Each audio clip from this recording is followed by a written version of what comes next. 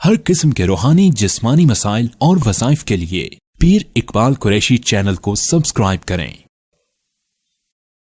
ماہ محرم الحرام کی نسبت سے صحابہ و اہل البیت رضوان اللہ تعالی علیہم اجمعین کی شان اور منقبت جو ہمارے سلسلے کا حصہ ہے، اصحاب پیغمبر صلی اللہ علیہ وسلم ان کی شان کیا ہے، مقام کیا ہے، اور اسلام کی جو دین اسلام کی اساس ہے قرآن و سنت، ان میں ان کی کیا حیثیت اور مقام ہے۔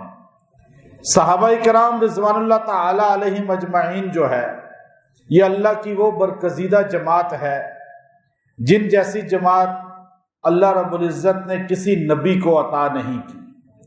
اللہ کا ایک بہت بڑا منصب ہے جو اللہ تعالیٰ کائنات میں دیتے ہیں، اس منصب کو کہا جاتا ہے نبوت۔ نبوت اللہ کے ہاں سب سے عظیم رتبہ ہے، مقام ہے، منصب ہے، اور یہ اللہ کی طرف سے وہبی ہے، عطائی ہے۔ کوئی بندہ اپنی محنت، اپنی ریاضت، اپنی عبادت، اپنے جہاد، زہد و تقوی کی بدولت نبی نہیں بن سکتا۔ اللہ جس کو چاہتا ہے نبوت سے سرفراز کرتا ہے۔ آپ دیکھیے کہ کوئی آدمی کہے کہ میں نے 60 حج کر لیے اپنی زندگی میں نے 200 عمرے کر لیے، میں نے 40-50 سال تراویح پڑھا دی، میں نے بخاری شریف پڑھائی پوری یاد کر لی، مسلم یاد کر لی، ترمذی یاد کر لی، اور پوری رات تہجد پڑھتا ہے، سارا دن روزہ رکھتا ہے، اتنا زہد و تقوی کا پہاڑ ہے، لیکن پوری کائنات اس پر متفق ہے یہ بندہ متقی تو بن سکتا ہے، زاہد تو بن سکتا ہے، عابد تو بن سکتا ہے، ولی تو بن سکتا ہے، لیکن نبی نہیں بن سکتا، کیونکہ نبوت اللہ کی طرف سے وہبی عطائی ایک منصب ہے۔ اللہ جس کو قبول کرتا ہے، چھانٹتا ہے، اللہ اس کو نبوت عطا فرما دیتے ہیں۔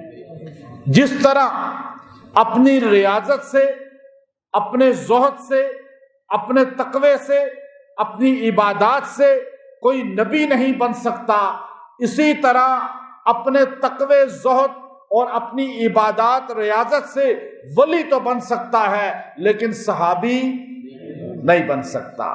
صحابیت بھی وہبی منصب ہے، نبوت بھی وہبی منصب ہے، صحابیت بھی نبوت کی طرح عطائی منصب ہے۔ نبی کو اللہ چنتے ہیں، صحابہ کو بھی اللہ چنتے ہیں۔ نبوت میں اللہ اس کو دیتا ہے جس کے اندر اللہ کی طرف سے وہ کوالٹی ہوتی ہے، صحابیت کا مقام بھی اس کو ملتا ہے جس کے اندر وہ خوبی اور کوالٹی ہوتی ہے جو اللہ چاہتے ہیں۔ نہ کوئی اپنی عبادت سے نبی بن سکتا ہے، نہ اپنی عبادت سے صحابی بن سکتا ہے۔ اللہ تعالی نبیوں کا انتخاب فرماتے ہیں، نبیوں کا انتخاب فرماتے ہیں۔ نبی آسان معنی میں اس کو کہا جاتا ہے جس نے محمد عربی صلی اللہ علیہ وسلم کے پیچھے شب معراج میں نماز پڑھی۔ نبی کس کو کہا جاتا ہے آسان معنی میں؟ جس نے شب معراج میں سرکار دو عالم کے پیچھے نماز پڑھی۔ آپ کو کوئی کہے کہ بھائی آپ مرزا قادیانی کو نبی کیوں نہیں مانتے، تو آپ کوئی دلیل نہ دیں، آپ کہیں ہم اس کو نبی مانتے ہیں جو امام الانبیاء کے پیچھے نماز پڑھ چکا، اس کے بعد نبی کوئی نہیں۔ کیا مرزے نے آپ کے پیچھے نماز پڑھی؟ تو وہ کہیں گے نہیں، تو پھر وہ نبی ہی نہیں، کوئی بحث کی ضرورت ہی نہیں۔ اور آپ کو سمجھانے کے لیے بات کر رہا ہوں، سمجھ آ گئی بات؟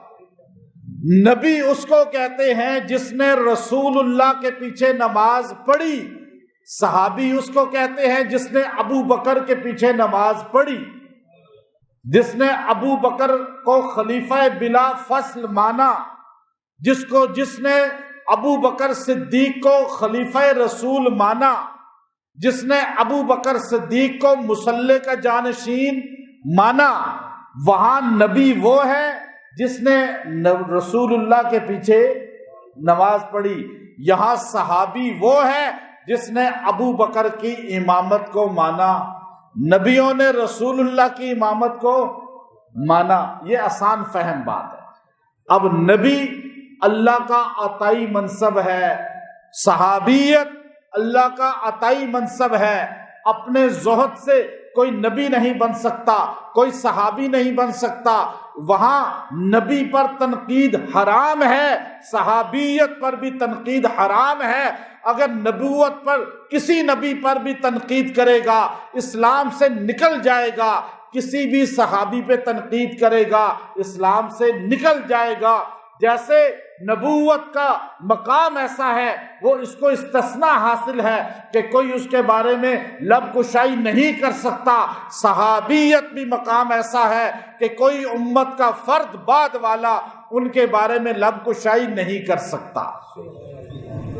نبی کی لڑائی ہوئی، قرآن کہتا ہے نبی کی، آپ کہیں گے قرآن میں کدھر ہے؟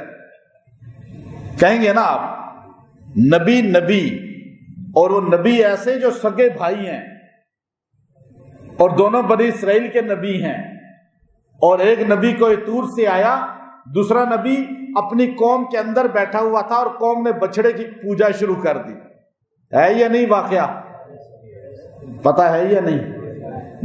نبی سے لڑائی کی، نبی نے نبی کی داڑھی کو پکڑ کے کھینچا، نبی نے نبی کے بالوں کو پکڑ کے، سمجھ آئی بات؟ نبی ایک ہے موسیٰ کلیم اللہ اور ایک نبی ہے ہارون علیہ السلام، دونوں بھائی ہیں، دونوں نبی ہیں، دونوں کی لڑائی کا ذکر قرآن میں ہے۔ لیکن لڑائی کس کے لیے ہوئی کہ موسیٰ علیہ السلام نے دیکھا کہ میں واپس آیا چلا لگا کر کوئی طور پر تورات لے کر آیا، تختیاں میرے ہاتھ میں ہے، میری قوم جس کے لیے میں نے مجاہدہ کیا، میں نے مشقت کاٹی، میں نے کوئی طور پر اتنی مشقت کاٹ کے 30 دن کے لیے گیا، 40 دن پورے کر کے آیا، اور میں اپنی قوم کے لیے 40 دن کا روزہ رکھ کے اللہ سے کتاب لی ہے، اور میری قوم نے بچڑے کو سجدہ کرنا شروع کر دیا ہے۔ اب نبی نے آ کر قوم کو نہیں دیکھا، پہلے اپنے بھائی کو جو چھوڑ کر خلیفہ گئے تھے، جاتے ہی پکڑ لیا، بالوں سے پکڑا، داڑھی سے پکڑا، یوں کھینچا۔ انہوں نے کہا یا ابن ام ان بلحیتی ولا براسی انی خشیت ان، کہا مجھے ڈر تھا، میری داڑھی بال چھوڑ دو، مجھے ڈر تھا کہ یہ لوگ مجھے قتل کر دیں گے، میں کچھ نہیں کر سکتا تھا، بس میں چپ کر گیا۔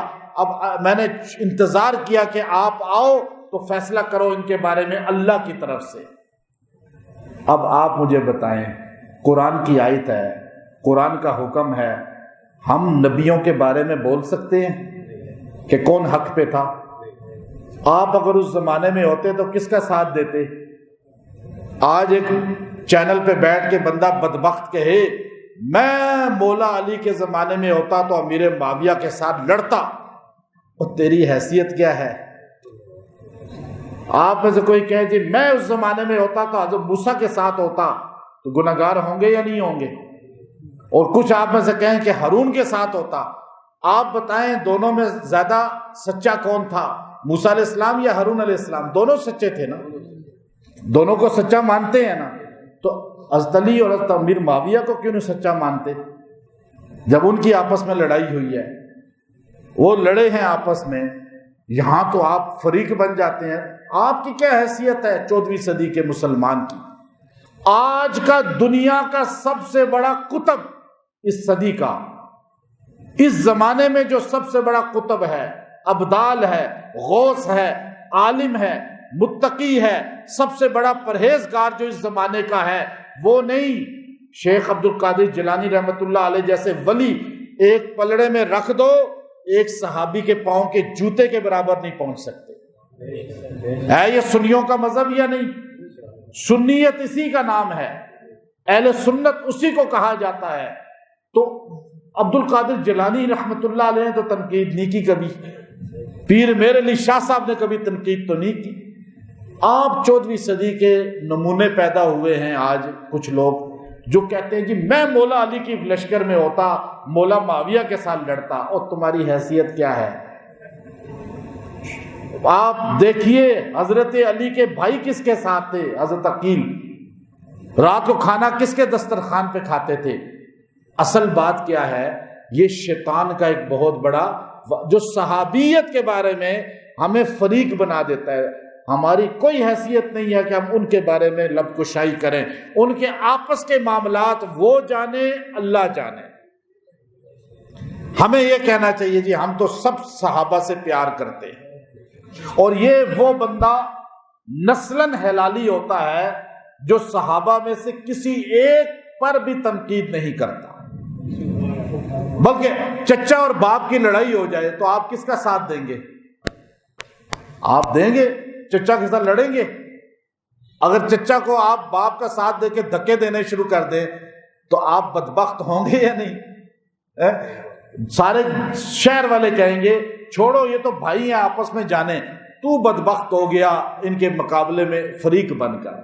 صحابہ آپس میں جو ہے مقام ان کا 19-20 ہے، ایک برابر نہیں ہے، ہم مانتے ہیں۔ حضرت علی رضی اللہ تعالیٰ عنہ کا مقام اس زمانے میں کائنات میں سب سے اونچا تھا، اس زمانے میں جب خلافت علی تھی۔ حضرت امیر معاویہ رضی اللہ عنہ مقام میں حضرت علی کے برابر نہیں ہے، یہ اہل سنت کا عقیدہ ہے، لیکن بڑے تو معاویہ بھی ہیں نا، شان تو ان کی بھی ہے نا۔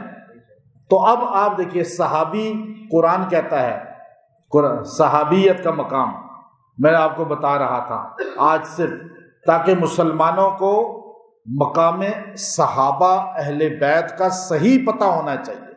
ہم صحابہ کی شان کیوں بیان کرتے ہیں؟ کسی تنظیم کی وجہ سے نہیں، کسی جماعت کی وجہ سے نہیں، کسی گروہ فرد کی وجہ سے نہیں، بلکہ اپنے ایمان کی وجہ سے۔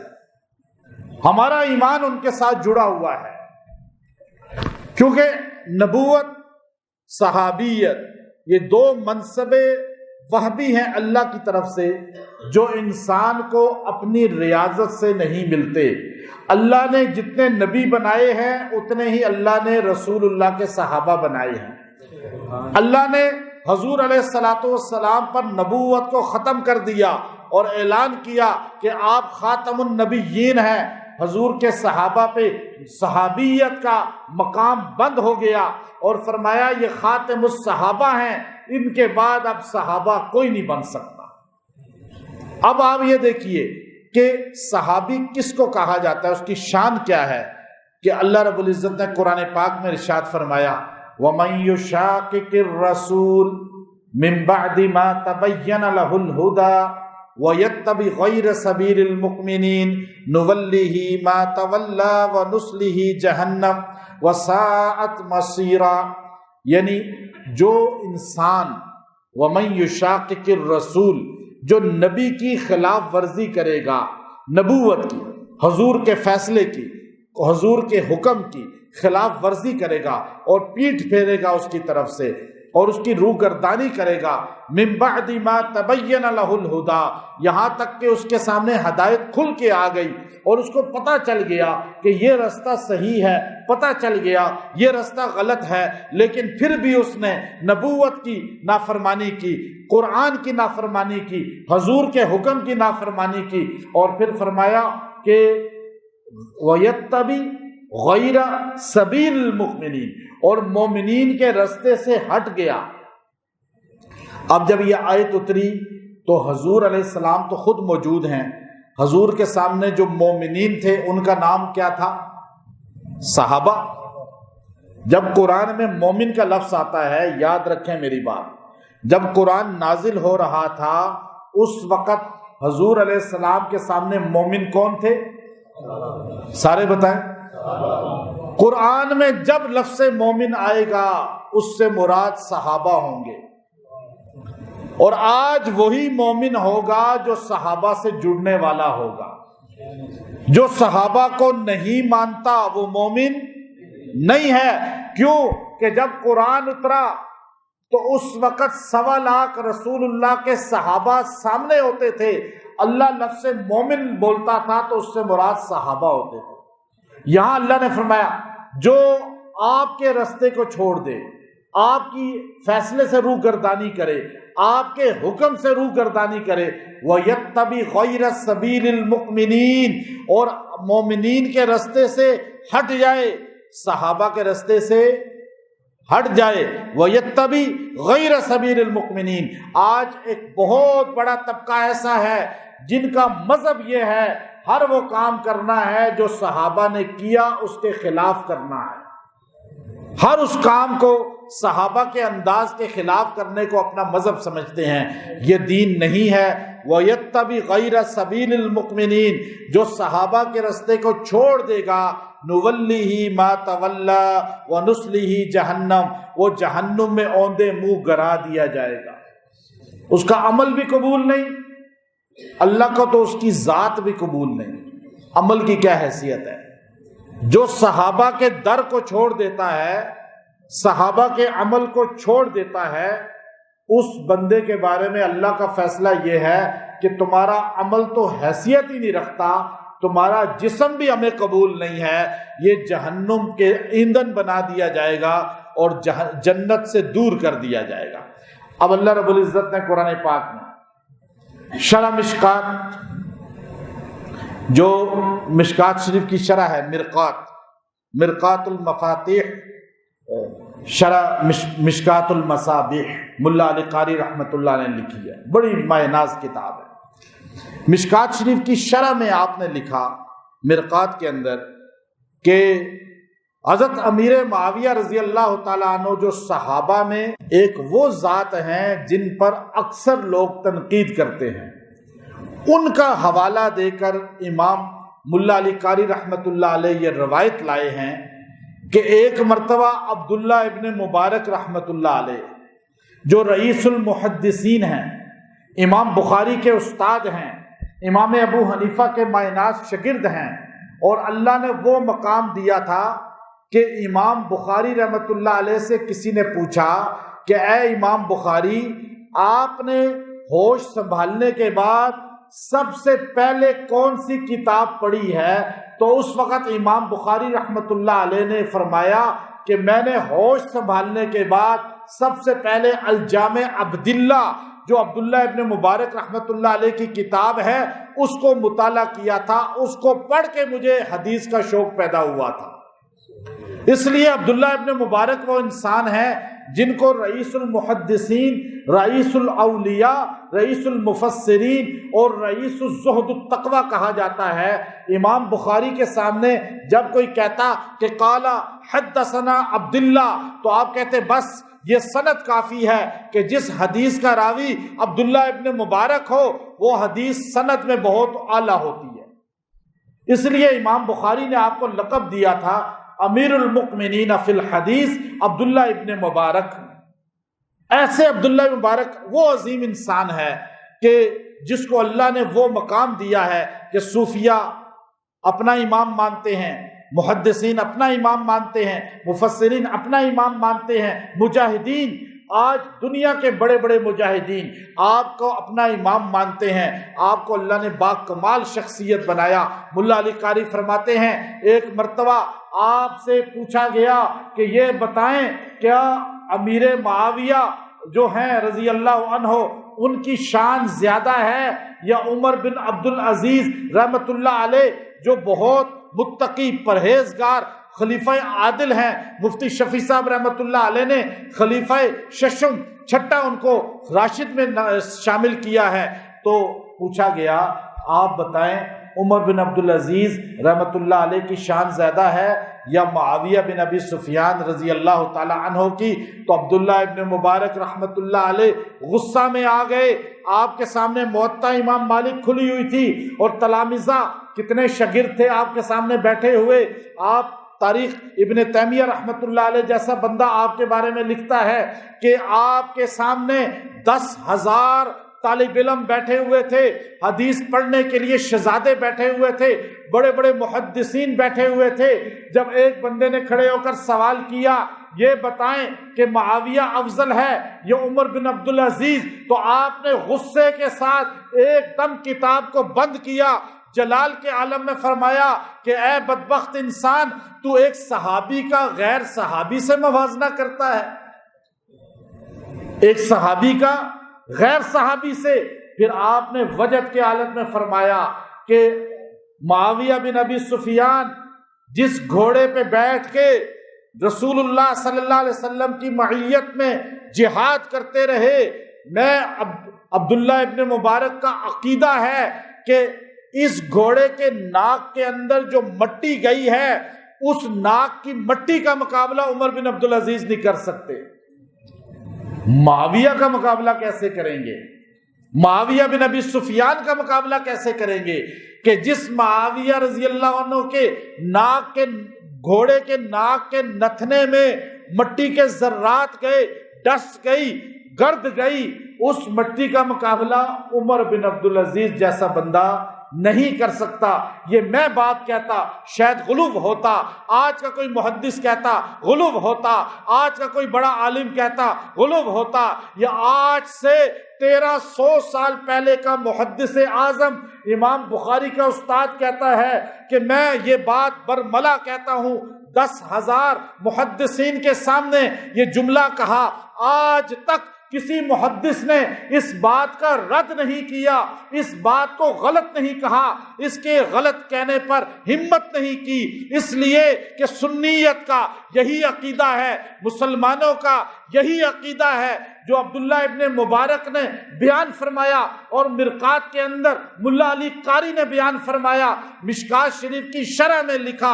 آپ نے فرمایا یہ بات میں اس لیے کہہ رہا ہوں کہ جب معاویہ حضور کے ساتھ چلے ہیں، حضور نے سانس لیا، حضور کا سانس فضا میں چلا گیا، فضا سے ہوتا ہوا مٹی میں چلا گیا، مٹی اڑی وہ گھوڑے کے نتھنے میں چلی گئی. وہ گھوڑا معاویہ کا ہے لیکن نتنا گھوڑے کا ہے، لیکن مٹی کے ذرے کے ساتھ رسول اللہ کی سانس بھی تو ٹکرائی ہے. یہ فضیلت تو نہیں ملی نا غیر صحابی کو. تو آپ سوچئے کہ صحابہ کی شان کتنی اعلیٰ ہے، عرفہ ہے، بلند ہے. دین کی اساس، دین کی بنیاد، دین کی بیس جو ہے وہ اصحاب پیغمبر ہیں. حدیثیں آج آپ کو کیسے پتہ چلتا؟ آج جن کے پاس صحابہ نہیں ہیں واللہ ان کے پاس دین نہیں ہے. ہمارے پاس ہے، آپ لوگوں کو تو نہیں پتا، آپ تو عام لوگ ہیں نا، آپ تو میری بات پہ یقین کرنے والے ہیں. ہر مسجد والے اپنے امام صاحب کی بات پہ، ایسا ہی ہے ہی نہیں. ہر جماعت والے اپنے مرشد اور اپنی جماعت کے لیڈر پہ یقین کرتے ہیں نا. لیکن ہم جانتے ہیں حدیث کون سی ضعیف ہے، کون سی موضوع ہے، کون سی حسن ہے، کون سی صحیح ہے، اب مشہور ہے. حدیث کی قسمیں، راویان حدیث کون کون سے راوی، ورنہ تو ہر بندہ کھڑا ہوتا ادھر سے کھڑا ہو گیا کہتا یہ حدیث میں آیا، کہاں لکھا ہوا ہے؟ بس حدیث کہہ دیا اس بندے نے، سفید داڑھی ہے جی حدیث کہہ دیا. نہیں نہیں نہیں، میں کہتا ہوں وہ بندہ کعبے کی چھت پہ کھڑا ہو جائے، کعبۃ اللہ کی چھت پہ کھڑا ہو کے کہے حدیث ہے یہ، پوری عربی پڑھے، لیکن اس کی روایت میں صحابی نہ ہو تو وہ صحیح. جس حدیث کی سند صحابی تک نہ پہنچے وہ حدیث صحیح نہیں ہوگی. جس حدیث کو کم سے کم 10 صحابہ بیان کر دیں وہ متواتر ہو جاتی ہے، وہ قرآن کی آیت کے برابر درجہ رکھتی ہے. اتنی شان ہے صحابہ کی. کس کے نزدیک؟ محدثین کے نزدیک. یہ ناچنے گانوں والوں کے نزدیک صحابہ کی شان میں نہیں بتا رہا، ان کے نزدیک نہ ہو ہمیں کیا. دنیا کے فرانس ڈنمارک والوں کے نزدیک ہمارے نبی کی شان نہیں ہے تو کیا شان گھٹ گئی؟ وہ حضور کی توہین کریں تو کیا اس سے حضور کی شان کم ہوتی ہے؟ ایک ناچنے گانے والا ہے، شراب پیتا ہے، اس کو حلال حرام کی پہچان ہی نہیں ہے، وہ صحابہ پہ تنقید کرتا ہے تو اس سے صحابہ کی شان کم ہوگی؟ نہیں ہوگی. لیکن ہم اپنی بات کرتے ہیں، اہل سنت، ہمارے نزدیک حدیث کی سند صحابہ کے بغیر قبول ہی نہیں ہے. ان کے نزدیک تو سب کچھ قبول ہے، اسی لیے دین نہیں ہے. آپ نماز پڑھتے ہیں، آپ مجھ سے پوچھیں آ کر علیحدگی میں، ہمارا ایک ایک عمل بتاؤ صحابہ سے، میں آپ کو ایک ایک عمل بتاؤں گا، یہ سب صحابہ نے کیا، ہم نقل کرنے والے ہیں۔ تو صحابہ دین کی اساس ہیں، جس دین کی بات میں صحابی نہیں ہے وہ دین نہیں ہے، چاہے جتنا خوبصورت ہو، جتنا اچھا لگے، روڈ پہ جلوس نکالنا، ڈانس کرنا، مجرے کرنا، بھنگڑے ڈالنا، یہ کرنا وہ کرنا، صحابہ سے ثابت نہیں ہے تو وہ چاہے جتنا بھی خوبصورت ہو ہمیں وہ قبول نہیں ہے۔ اب صحابہ کیا ہیں؟ آخری بات جو قرآن کی ہے، اللہ نے ہمیں کہا، آج میں نے خالی صحابہ کا آپ کو تشریح کی ہے، آگے انشاءاللہ قرآن سے بتاؤں گا اگلے جمعہ اہل بیت پہ بتاؤں گا، پھر اس سے اگلے جمعہ صحابہ کے بارے میں قرآن کی کون کون سی آیتیں اتری ہیں۔ شاہ عبدالعزیز محدث دہلوی رحمۃ اللہ علیہ تحفہ اثنا عشریہ کے اندر لکھتے ہیں کہ میں جس آیت کو کھولتا ہوں صحابہ کی شان ملتی ہے۔ پھر آپ نے فرمایا 1800 آیات ہیں شان صحابہ پر، ایک آیت میں آخر میں آپ کو بتا رہا ہوں، ہر چیز کی کوئی نہ کوئی نمونہ ہوتا ہے، ہر چیز کا کوئی، آپ گھر بناتے ہیں تو نقشہ ہوتا ہے نا، یہ نقشہ ایسا بناؤ، ٹھیکیدار کہتا ہے نقشہ مجھے دے دو، بس اس کے بعد آپ بے فکر ہو جائیں، آپ کو ایسا مل جائے گا۔ ٹھیکیدار کو آپ نقشہ ہی نہ دیں تو ایسا گھر بنے گا پھر صحیح، پھر وہ کمرے ایسے عجیب و غریبی بنا دے گا۔ آپ کو ہر چیز کے لیے پہلے ڈیزائن بنانا پڑتا ہے۔ آج دنیا اس کی ویلیو جانتی ہے، شاید آج سے 100 سال پہلے نہ جانتی۔ آج تو بچہ بچہ جانتا ہے کہ کوئی بھی چیز بنانی ہے پہلے اس کا ڈیزائن، یہ سیلنگ ہوئی پہلے ڈیزائن پسند کیے، یہ ٹائل ہوئی پہلے ڈیزائن پسند کیے، یہ کارپٹ بچھا پہلے ڈیزائن پسند کیے، ہے یا نہیں؟ ایمان جو جنت میں جانے کا سب سے بڑا ذریعہ ہے، اللہ کے رسول صلی اللہ علیہ وسلم کی حدیث ہے کہ تم جنت میں نہیں جا سکتے جب تک مومن نہ ہو، ایمان والے نہ ہو۔ تم ایمان والے نہیں ہو سکتے جب تک تم آپس میں پیار نہ کرو، ایک دوسرے سے محبت نہ کرو۔ اور میں تمہیں نہ بتاؤں کہ جو چیز تمہیں محبت میں ایک دوسرے کے مبتلا کرے گی، تمہیں ایک دوسرے کا محبوب بنا دے گی۔ آپ علیہ السلام نے فرمایا کہ تم افشوا السلام، افشوا السلام، کہ تم ایک دوسرے کو السلام علیکم کہا کرو۔ یہ تمہیں محبت مبتلا کرے گا، پھر تمہیں جنت میں جانے کا ذریعہ بنا دے گا۔ اب جنت میں جانے کے لیے کس چیز کی ضرورت ہے؟ ایمان کی۔ کس چیز کی؟ سارے بولے ایمان کی۔ لیکن ایمان تو سارے کہتے ہیں ہمارے پاس ہے، ہر مذہب والا، ہر مسلک والا، ہر گروہ کہتا ہے نہیں کہتا؟ پھر جنت میں سارے ہی جائیں گے۔ کون جائے گا کون نہیں جائے گا؟ یہودی کہتا ہے میں بھی ایمان والا ہوں، کہتا ہے نہیں کہتا؟ کبھی یہودیوں کے ساتھ بیٹھ کے دیکھیے گا، ظاہری طور پہ وہ عمل ہم سے بھی زیادہ اچھے کر رہے ہوتے ہیں۔ عیسائی کہتا ہے میں بھی ایمان والا ہوں، ہندو کہتا ہے میرا بھی ایمان ہے، مجوسی کہتا ہے میرا بھی ایمان ہے۔ پھر ہمارے اندر 73 فرقے ہیں، میں نام کسی کا نہیں لیتا، فلاں فلاں فلاں فلاں فلاں فلاں فلاں، یہ پگڑی وہ پگڑی، یہ ٹوپی وہ ٹوپی، یہ دستار وہ گفتار، یہ سارے اپنے اپنے ایمان کا دعویٰ کرتے ہیں نہیں کرتے؟ اب آپ سوچ میں پڑ جاتے ہیں کہ ان میں سے جنت میں کون کون جائے گا؟ سارے ہی دعویٰ جنت کرتے ہیں، ایمان کرتے ہیں۔ قرآن سے پوچھئے، جنت میں جانے کے لیے ضرورت ہے ایمان کی، اور ایمان والا کون ہے؟ اس کے لیے ڈیزائن، نمونہ، اس کے لیے مثال اللہ سے پوچھیں، یا اللہ تیرے نزدیک ایمان والا کون ہے؟ ہمارے نزدیک تو سارے ہی ہیں، ہر بندہ اپنے آپ کو ٹھیک کہہ رہا ہے۔ اللہ کس کو ایمان والا کہتا ہے؟ قرآن کہتا ہے، پہلا پارہ کہتا ہے، آخری رکوع کہتا ہے فَإِنْ آمَنُوا بِمِثْلِ مَا آمَنْتُمْ بِهِ فَقَدِ اهْتَدَوْا۔ اگر تم ایمان والے بننا چاہتے ہو، اگر تم مومن بننا چاہتے ہو، اگر تم سچے ایمان والے کہلانا چاہتے ہو، بِمِثْلِ ان کی طرح ایمان لے آؤ جیسے صحابہ ایمان لائے۔ اب ایمان والا وہ ہے جس کا ایمان صحابہ کی طرح، ایمان والا اللہ کے نزدیک، بندوں کے نزدیک نہیں۔ بندوں کے نزدیک تو یہ سارے ہی ایمان والے ہیں، سوشل میڈیا والوں کے نزدیک نہیں، یوٹیوب والوں کے نزدیک نہیں، یہ گلیوں محلوں والوں کے نزدیک نہیں، قرآن کے نزدیک ایمان والا وہ ہے فَإِنْ آمَنُوا بِمِثْلِ مَا آمَنْتُمْ بِهِ، ان کی طرح تم ایمان لے آؤ تو تم ایمان والے بن جاؤ گے۔ آج ہر مسلمان دیکھے میرا ایمان کیا ابو بکر صدیق سے ملتا ہے، عمر بن خطاب سے ملتا ہے، عثمان غنی سے ملتا ہے، علی المرتضیٰ سے ملتا ہے، عشرہ مبشرہ سے ملتا ہے، بدری صحابہ سے ملتا ہے، کل صحابہ رضوان اللہ تعالی علیہم اجمعین سے ملتا ہے۔ جس کا ایمان صحابہ جیسا ہو گیا، اصل نہیں، ہم صحابہ جیسا اصل ایمان نہیں بنا سکتے، نقل کی بات ہو رہی ہے، یہاں نقل بھی کر لیں، صحابہ جیسی نقل کریں، کوشش کریں ابو بکر کی نقل کریں، عمر، عثمان، علی، صحابہ کی نقل کریں۔ ہم نقل کرتے کرتے کرتے مر گئے، اللہ ہمیں صحابہ کے ساتھ اٹھا دے گا، کیونکہ مثال جو اللہ نے صحابہ کی دی ہے۔ اب ہمارے لیے کوئی ذاکر نہیں ہے کسوٹی، کوئی خطیب نہیں ہے، کوئی بندہ نہیں ہے، کوئی بھی دنیا کا فرد نہیں ہے۔ ایمان کے لیے کسوٹی اصحاب پیغمبر ہیں۔